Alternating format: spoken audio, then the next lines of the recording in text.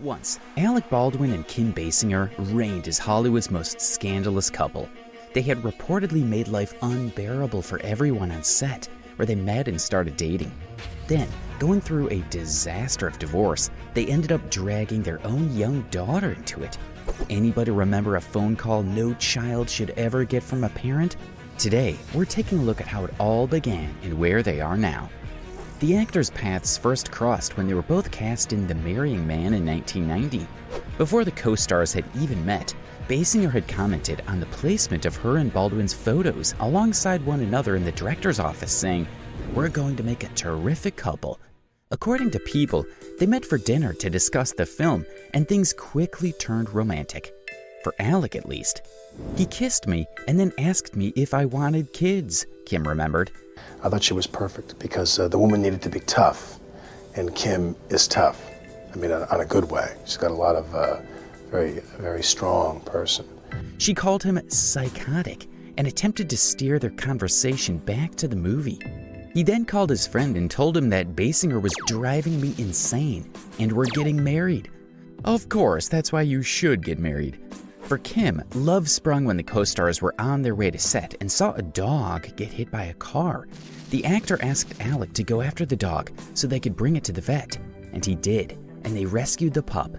Overall, the couple ended up having 12 four-legged friends.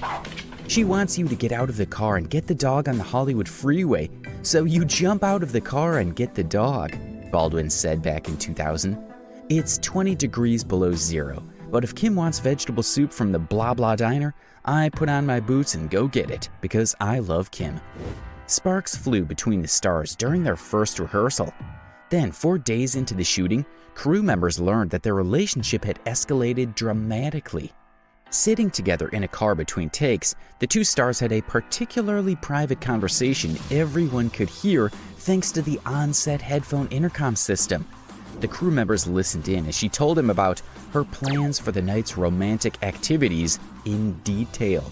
When we're after something in our lives, and especially love, infatuation, sex.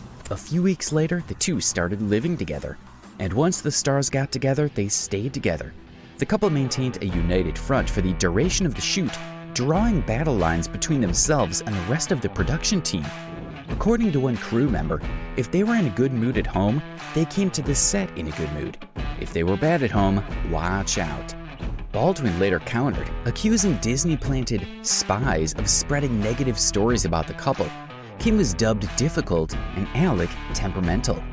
From the beginning, Basinger maintained her own schedule, frequently arriving to set late and holding up scenes with specific requests.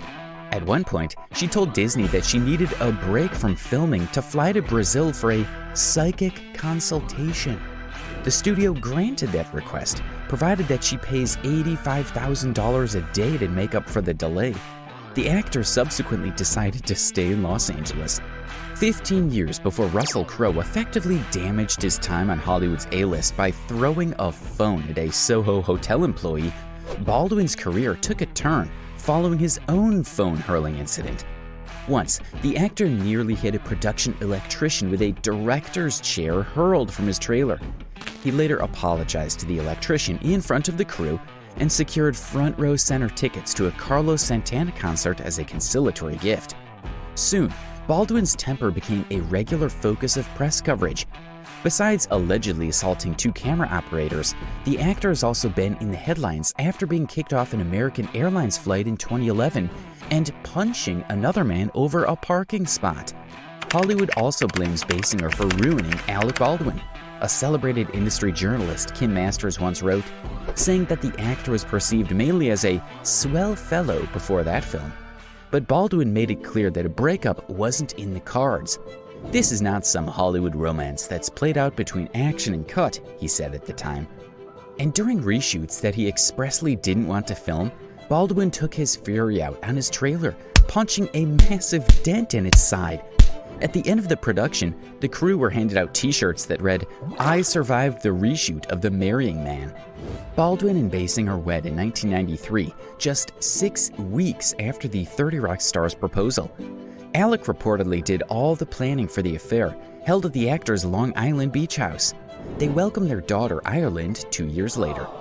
In 1994, the showbiz couple headlined Saturday Night Live. Their monologue was a bit where each actor would drop a deal breaker about their relationship, and the other would explain why the reveal just made them love their spouse even more. Why, the fact that you could be so honest and forthright with me on national television makes me love you more than ever. That's such a relief. Charming. The passion that had once fortified their relationship ended up defining its aftermath. In January 2001, less than a year after Bolduin had gone on record to call his wife lovely, Beysinger filed for divorce. "I've known for a year and a half that she was thinking about this," Beysinger's father Don said at the time. "I love Alec," he continued. "He's the most kind and generous man I've ever known in my life, and he's overcome some very difficult things. All but one, his anger." According to Don, Alec has that kind of anger where he reaches down for something that hurts, something that may have happened a year or two ago, and then abuses you with it. It has happened publicly, but when it started happening in front of Ireland, Kim finally said, "Well, I'm not going to put up with that." The relationship's tendency toward the volatile didn't strictly come as a surprise. Beysinger once said Bolduin would tell her, "I hate you, you know," and she'd respond, "I hate you back." Healthy. Another point of contention was their living situation. While her husband had always dreamed of settling down on Long Island, Kim said that she was less sold on the commute to work. "I'm a gypsy at heart. I'd take off in a minute and go live in France for a year. I'd go live in Africa. But Alec is obstinate," she said. The divorce and subsequent custody battles soon turned bitter. In 2006, Elle asked the actor to pick a movie title for his romantic life. He chose Psycho. Wow, that's an interesting choice. A year later, Alec was embroiled in a scandal when a verbally abusive voicemail he'd left for his then 11-year-old daughter was leaked to TMZ.